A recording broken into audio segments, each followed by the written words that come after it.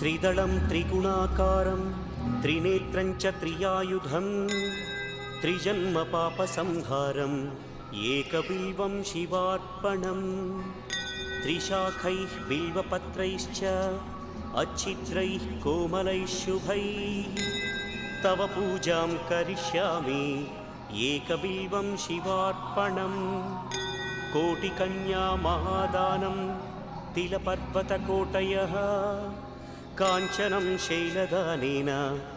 एकबिल्वं शिवार्पणम् काशीक्षेत्रनिवासं च कालभैरवदर्शनं प्रयागे माधवं दृष्ट्वा एकबिल्वं शिवार्पणम् इन्दुवारे व्रतं स्थित्वा निराहारो महेश्वर नक्तं हौष्यामि देवेश एकबिल्वं